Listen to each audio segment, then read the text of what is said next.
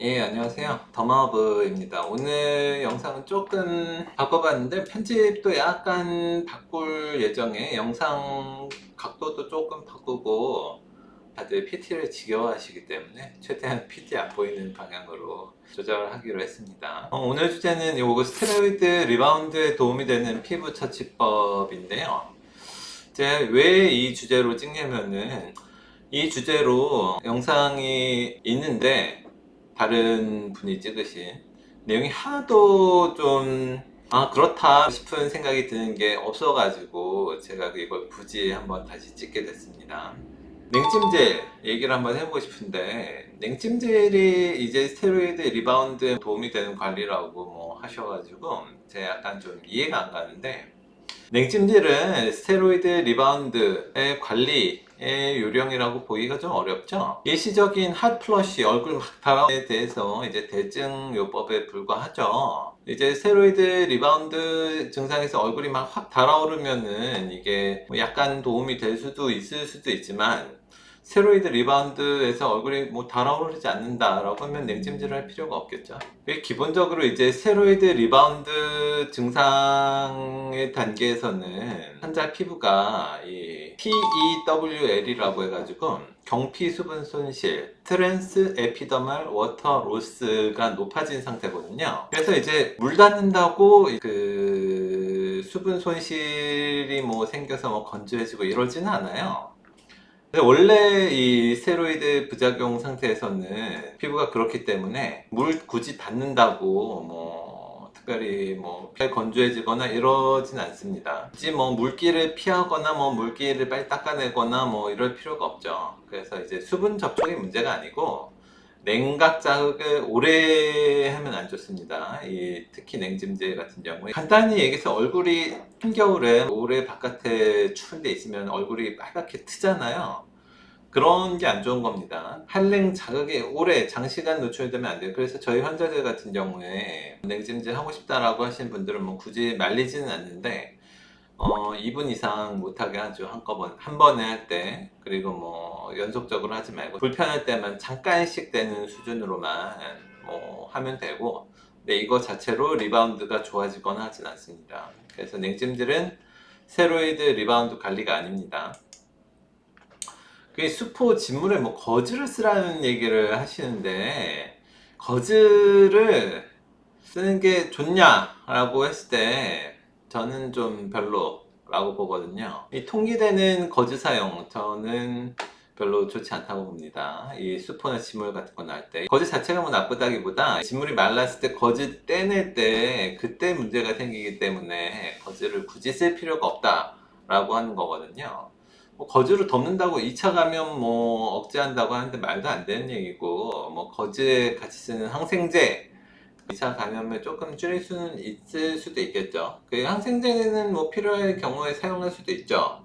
근데 일반적으로 저희 병원 오는 환자들은 스테로이드 부작용에 항생제가 듣지 않을 때 오시기 때문에 항생제는 쓰고 싶으면 쓰는데 항생제를 쓴다고 낫지는 않습니다. 그래서 항생제로 2차 감염을 컨트롤 할 수 있을 거면은 뭐 저희 병원이나 뭐 일반적인 한의원에까지 올 필요는 없겠죠. 이 거즈 자체는 이제 창상 피부염 회복에 진물 마르고 떼내고 이러면은 오히려 장애가 되고 이러기 때문에 별로 안 좋아요. 그래서 식염수에 불려서 떼내야 되는 거는 맞는데, 떼낼 때는. 근데 그럼 애초에 왜 쓰냐는 거죠. 그냥 항생제 연고만 바르면 되지 거기에 굳이 항생제 연고랑 거즈를 같이 써야 되냐 라는 게 제가 의문인 겁니다. 항생제 연고 쓰고 싶은 사람은 쓰는데 굳이 거즈 쓰지 마세요. 뭐 거즈에 식염수를 뿌리네, 항생제 연고를 쓰네, 안 낫습니다. 거즈가 별로 도움이 안 돼요. 이 스테로이드 부작용이나 뭐 다른 진물로 인한 증상들에. 이제 리바운드에 보습제를 쓰라고 하는데 갖다 버리라고 제가 말하고 싶은데, 이제 건조해서 생긴 증상이 아니잖아요. 지금 이 스테로이드 부작용은 보습제의 타입, 뭐 젤 타입이든 크림 타입이든 로션 타입이든 타입을 떠나가지고 스테로이드 부작용이 염증이 심한 경우에는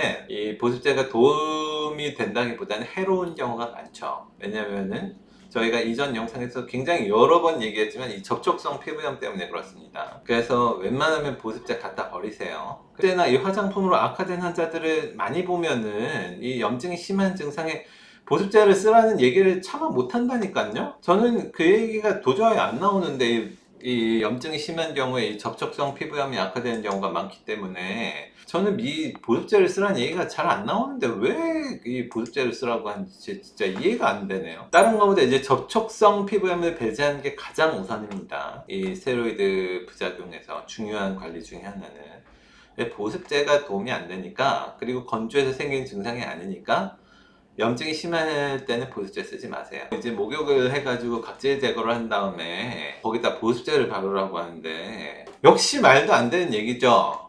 예? 각질이나 진물로 인한 딱지 같은 거는 외관상의 문제만 없으면 최대한 유지를 해주는 게 맞아요. 이 각질이나 딱지 이런 진물이 말라가지고 생기는 게 그 밑에 조직을 보호하기 위해서 생기는 거거든요.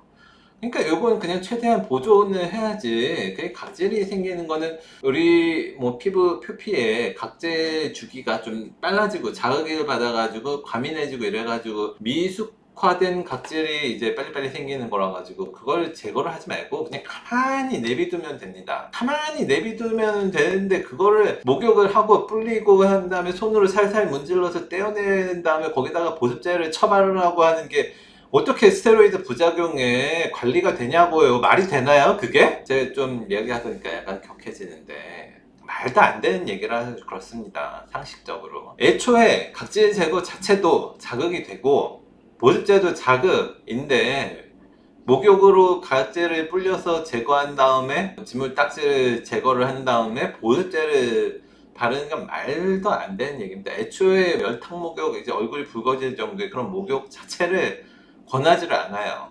이 스테로이드 부작용이나 뭐 피부염이 심한 경우에는. 그래서 결론적으로 이제 스테로이드 부작용으로 인한 리바운드는 증상이 뻔하잖아요. 저희가 여러 번 말씀드렸는데 피부가 얇아져서 생기거든요.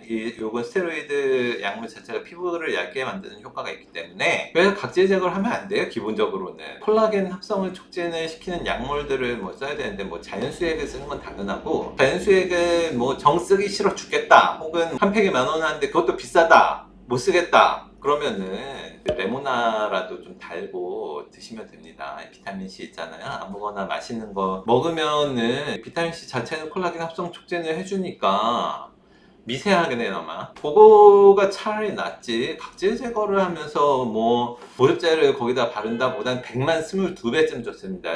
비타민C 먹어주는 게. 그리고 기회감염으로 인한 피부염 항생제, 기회감염으로 인한 피부염에는 항생제는 뭐 쓸 수도 있고 안 쓸 수도 있고, 써서 조금이라도 좋아지는 것 같으면은 쓸 수도 있겠죠. 근데 거제는 제발 바르지 말고, 이런 거보다 면역이 억제돼서 이런 기회감염이 생기는 거기 때문에 면역이 올라가는 약물들을 써줘야 되는 겁니다. 이제 혈관 확장으로 인한 홍조나 발적 이런 게 있기 때문에 웬만하면 열탕 목욕 같은 거 하지 마세요. 혈관 확장을 억제할 수 있는 약물을 이제 쓰면 되는 겁니다. 제발 좀 뭘 좀 알고 티칭을 좀 하고 유튜브를 찍었으면 좋겠는데, 이 스테로이드 부작용 환자를 직접 많이 보시지 않은 분들이 이제 그냥 상식 수준에서 이야기를 하시니까 이런 이상한 티칭이 나오는 거거든요.